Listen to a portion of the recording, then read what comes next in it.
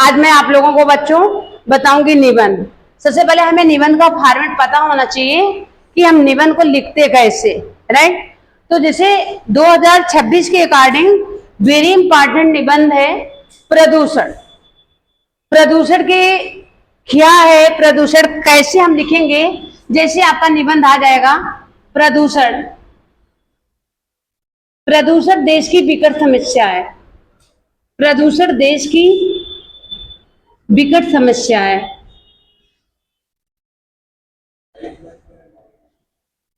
प्रदूषण देश की विकट समस्या है, ये आपका मान लीजिए विषय है। ओके, तो हमें बहुत सारे बच्चे हैं डायरेक्ट ऐसा लिखते, तो अगर हम डायरेक्ट लिखेंगे तो हमारा मार्क्स जो है कम आएगा।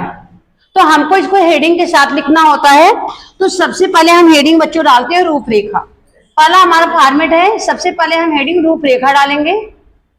रूपरेखा का मतलब होता है निबंध का मानचित्र। जैसे मानचित्र के अंतर्गत मतलब पूरा निबंध का फॉर्मेट आ जाता है रूपरेखा। और फिर उसके बाद हम हेडिंग्स डालेंगे। जैसे मान लीजिए नंबर 1 हेडिंग होती है हमारी निबंध की। निबंध हमारा कोई भी रहे, पहला हेडिंग हमारा होता है बच्चों प्रस्तावना। प्रस्तावना का मतलब होता है इंट्रोडक्शन। मतलब हम प्रदूषण के बारे में, जैसे प्रदूषण क्या है, प्रदूषण किसे कहते हैं, राइट। प्रदूषण हमारे देश के लिए बहुत विकराल रूप धारण कर लिया है।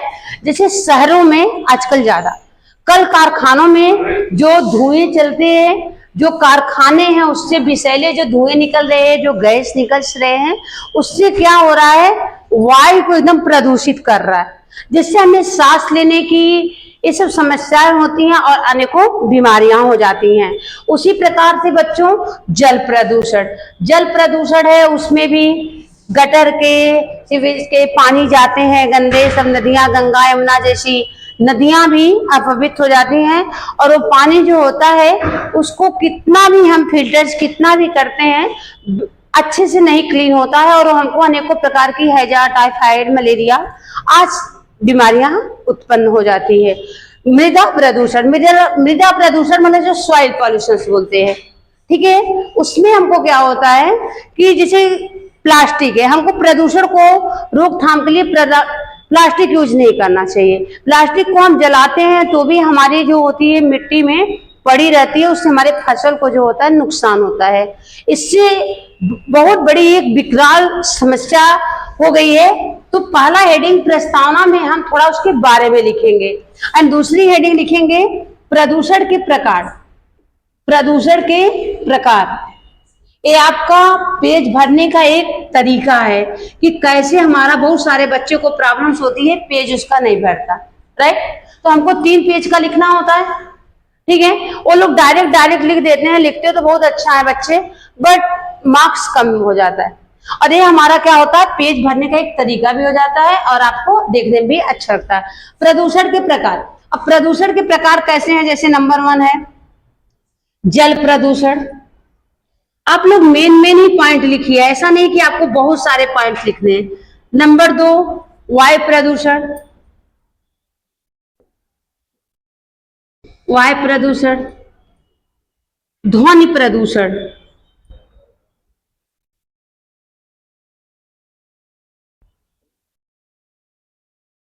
जो वाहन चलते हैं एंड बहुत सारे लोग साउंड तेजी में बजाते हैं, वो ध्वनि प्रदूषण होता है।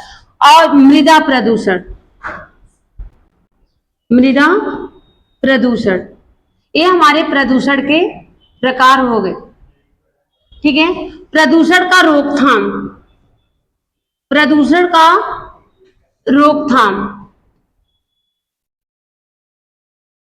कैसे रोकथाम।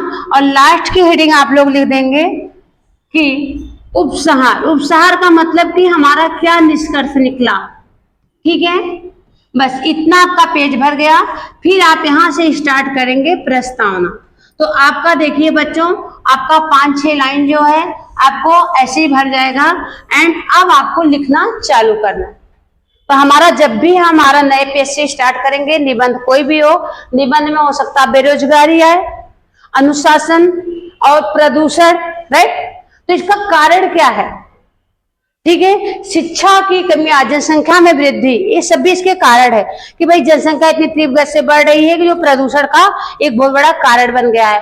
शिक्षा, जो जिसको दोषपूर्ण शिक्षा प्रणाली, दोषपूर्ण शिक्षा प्रणाली से मतलब है भाई जैसा एजुकेशन होना चाहिए उस ढंग से एजुकेशन नहीं है, शिक्षा का अभाव है, इसलिए लोग कहीं भी कचरे डाल देते हैं, कहीं भी कुछ भी रैपर्स फेंक देते हैं, राइट। जब हमारी शिक्षा एकदम अच्छी रहेगी, मजबूत रहेगी, तो ये सब प्रॉब्लम्स नहीं आएगी।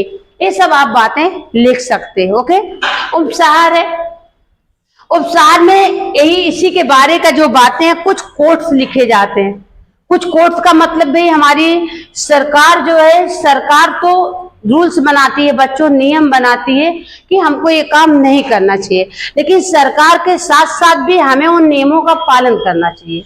ये कब हो सकता है, जब हमारी अच्छी शिक्षा प्रणाली रहेगी, राइट। तो हमारी शिक्षा प्रणाली अच्छी रहेगी तो जनसंख्या स्तर जो है ऑटोमेटिक बच्चों कम हो जाएगा। जब जनसंख्या का स्तर कम हो जाएगा तो हमारा जो लोग कचरे इधर उधर फेंकते हैं, ये सब चीजें करते हैं, सब नहीं होता है। और प्रदूषण में सबसे अच्छा हमें पर्यावरण मतलब पेड़ पौधे हमको लगाना चाहिए। तो जब आप हेडिंग के द्वारा लिखेंगे आपका पेज भी भरेगा, आपका पहले ही पेज में समझ लीजिए 7-8 लाइन्स भर गया, और उसके बाद जो है प्रस्तावना से आप स्टार्ट करेंगे, और लास्ट का हेडिंग जो होता है उपसहार, इसके कुछ कोट्स होते हैं। कोट्स का मतलब जैसे मान लो अनुशासन है, अनुशासन में कोट्स डाल दिया कि शिक्षक के हाथ में छड़ी वापस कर दिया जाए तो देश में अनुशासन वापस आ जाएगा। जैसे मैंने बताया कि शिक्षा के साथ साथ बहुत अनुशासन का भी महत्व है, क्योंकि जब तक अनुशासन में आप नहीं रहेंगे तब तक आप अपने लक्ष्य को प्राप्ति नहीं कर पाएंगे। अनुशासन इतना जरूरी है कि आपका आत्मविश्वास ही कायम नहीं रहेगा अगर आप अनुशासन में नहीं रहेंगे। तो ये सब हमारे कोर्स में बहुत सारे बच्चे क्या करेंगे, तुरंत अंडरलाइंस करने लगेंगे। तो इसको भी ध्यान देना है, हमको पहले राइट कर लेना है, पेपर को रिवाइज कर लेना है, फिर उसके बाद जब अपने को टाइम बचता है तो हमारे जो कोर्स लिखे रहेंगे, कोर्स का मतलब कि सरकार जो नियम बनाती है हमें उन नियमों का पालन करना चाहिए, इसको अंडरलाइन। ऐसा नहीं कि सारा काम सरकार को कर देना चाहिए, सरकार तो रूल्स नियम बना देगी तो उसको फॉलो तो हमको करना है ना। ये सब चीजें हमको बहुत ध्यान देना है। ऐसे हमारा बच्चों पेज भी बढ़ जाएगा। हमारा 7 मार्क्स का जीएसबी बोर्ड में आता है, अदर स्टेट बोर्ड में और भी मार्क्स के आते हैं, तो आपके मार्क्स भी आते हैं। जैसे 10वीं में 7 मार्क्स का है, 12th में 10 मार्क्स का आता है। तो आप डायरेक्ट विदाउट हेडिंग्स के लिखेंगे तो सबसे पहले एग्जामिनर यही देखता है कि आपके पास जानकारी है कि नहीं। जब आप प्रस्तावना एंड उपसहार की हेडिंग्स लिखते हैं तब सामने वाला समझता है कि नहीं आपके पास जानकारी है। ओके, जय हिंद, जय भारत।